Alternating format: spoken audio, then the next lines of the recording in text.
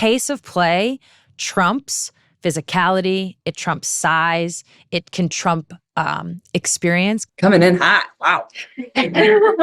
Opening the door.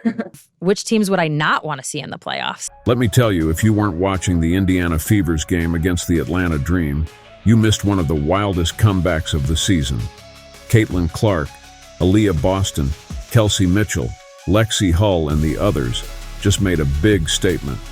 The Fever didn't just win. They showed they are a playoff problem waiting to happen. Let's dive and connect the arc into what just went down. Let's keep it real. This game didn't start pretty. The Fever were out of sync, looking like me trying to get through the Monday morning coffee line.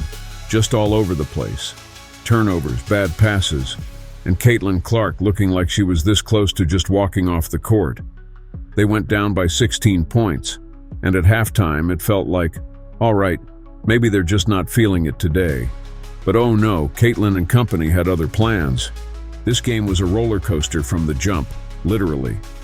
Aliyah Boston wins the tip, gets to the line, and drains 2 free throws before anyone's even warmed up. And just like that, we're off. Fever up 2-0. Then Caitlin Clark, being Caitlin Clark, casually pulls up from 26 feet, like it's a layup. Boom. The Fever are up 5-0 before the Dream even knew what hit them. But you know the Dream weren't just going to sit there and take it.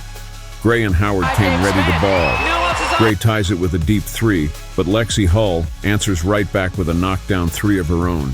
This team is relentless. Now let's talk about Aliyah Boston, because wow, this was probably her best game of the season, if not her career. I mean, she was out there orchestrating like she's in a symphony, doing everything from passing out of the block to faking out defenders and finishing with incredible footwork. She was hitting baby hooks, turnaround jumpers, drawing fouls. Boston had the Dream defenders on skates. By the end, she's racked up 30 points, and the Dream had no answers. She was so dominant, it felt like Atlanta was trying to defend against a bulldozer with a toothpick. This was like watching Shaq in his prime, but with ballerina footwork. Boston wasn't just scoring, she was putting on a masterclass. And when Caitlin Clark and Aliyah Boston work in unison, that's a whole new level of pain for the opposition. It's a playoff nightmare waiting to happen. Boston broke her career high, and she did it with ease, like she was playing a video game on rookie mode. Okay, so this wasn't Caitlin Clark's best game, but when Caitlin Clark's off game still managed to bag 26 points, 12 assists with game-changing plays, what does that say? The Fever were down 16 points, and she calmly brought them back into the game like she was leading a slow-cooked Sunday roast, just patiently, step by step. When the pressure's on, she doesn't crack. It's like watching Tom Brady all over again engineering a comeback. You know it's happening, but there's nothing you can do to stop it. Clark was dropping deep threes, making ridiculous passes, and drawing the defense away from Boston to let her go to work. Oh, and by the way, Caitlin tied Sabrina Ionescu's WNBA record for the most 25-point, 10-assist games in history. No big deal, right? Can you say it with me, bum, bum, bum? Another one bites the dust. Let's not forget about Kelsey Mitchell. While she didn't have her best game either, she still did her thing, knocking down big shots, including a pull-up 3 in transition that had Atlanta's defense spinning in circles. That's the beauty of Kelsey. You can never count her out. She's like a microwave, and when she heats up, it's game over for the other team. Confidence on 100. Mitchell is that shooter who doesn't need much space or a perfect look. If she's feeling it, you better believe it's going in. Then there's Lexie Hull, the new member of the Phenomenal Four, the ultimate other player that every championship team needs. She's out here playing defense like it's a personal mission. She's hustling, relocating for open shots, and knocking them down with confidence. Lexie has become the Fever's Swiss Army knife, doing a bit of everything, from clutch defense to scoring in crucial moments. And it's not just hustle. She's become a legit knockdown shooter with the clutch gene. Hull relocates, fires, and nails those shots like she's on autopilot. She's that player who might not get the spotlight, but trust me, she's a playoff X factor. Lexie Hull is like the WNBA's version of the Energizer Bunny. She just keeps going and going, and when you need a big stop or a clutch shot, she's right there. Shaquille O'Neal calls them the others, and man, did the others step up in this game. Tamara Fagbenley was everywhere, doing the dirty work, hustling for rebounds, playing defense. She didn't fill up the stat sheet, but she filled up the effort column, and that's what playoff teams need. Watch out for Fagbenley. She epitomizes the not pretty but effective style of basketball. She came in, did the dirty work, and was all over the floor for those big money minutes. The Fever needed that grit, especially with Smith having an off night.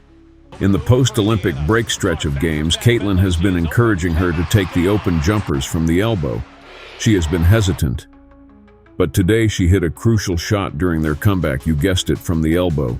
This shot was so crucial that Caitlin mentioned it in her post-game interview. I thought Tammy gave us really good minutes. I thought she's all over the place defensively.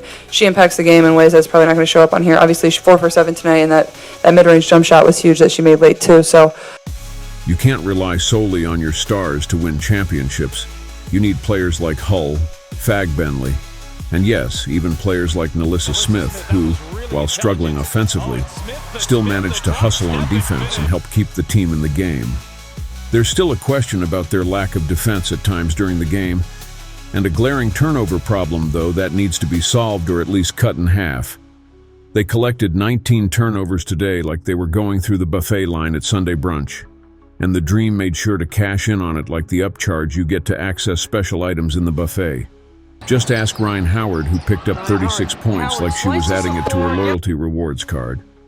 The game ended in regulation with a score of 90-90 and had to go into overtime, where the Fever showed their mettle and intestinal fortitude, taking the win with a final score of 104-100. So here's the bottom line. The Indiana Fever are officially a playoff problem. They've got the star power in the phenomenal four: Caitlin Clark, 26 points, 12 assists and 5 rebounds; Aliyah Boston, 30 points and 13 rebounds; Kelsey Mitchell, 21 points and 4 rebounds; and Lexie Hull, 12 points, 4 rebounds. Yep, merch pending.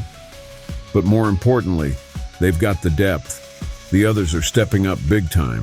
They came back from 16 down to win, and they did it with grit, hustle, and teamwork.